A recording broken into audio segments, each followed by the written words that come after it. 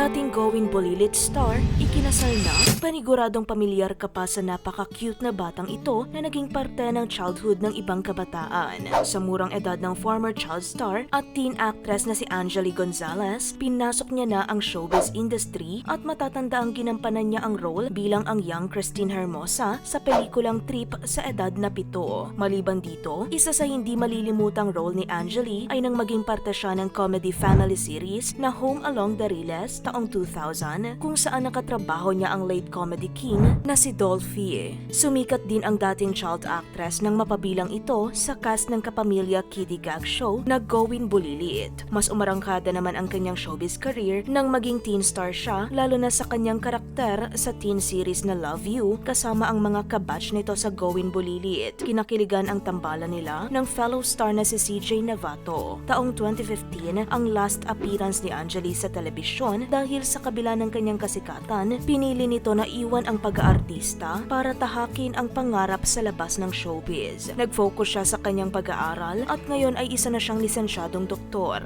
Noong 2019, nagtapos siya sa De La Salle Medical and Health Sciences Institute at kinuha ang Doctor of Medicine na may mga espesyal na parangal tulad ng Outstanding Clinical Clerk at Special Citation for Academic Excellence. Noong 2020, nakapasa siya sa Physician Licensure Examination at naging ganap na doktor. Sa social media, ibinahagi ni Angely ang kanyang naging paglalakbay mula showbiz hanggang sa mundo ng medisina. The cast and the production of every show I work with understood that I had dreams outside of showbiz. Lahat talaga sila inintindi kapag kailangan late call time ko. Sabi nito, ibinahagi rin niya kung paano nakatulong ang kanyang showbiz career sa kanyang pagiging doktor. My stint in showbiz taught me how to be confident, to be strong, and to be independent. All the experiences I had as an actress made me strong. Strong enough to hold back tears, smile, and be the rock when my patients need me to be. Ani Angely. Dagdag niya pa, thank you din kasi afford ko mag-med dahil sa pinasweldo niyo sa akin.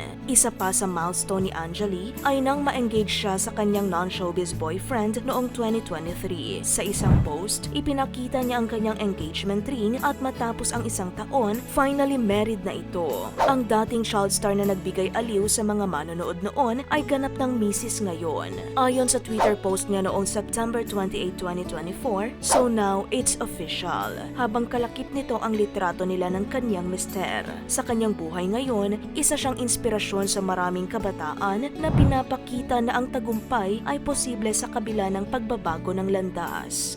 Ano ang mensahe mo sa napakagandang buhay na tinatahak ngayon ni Angely?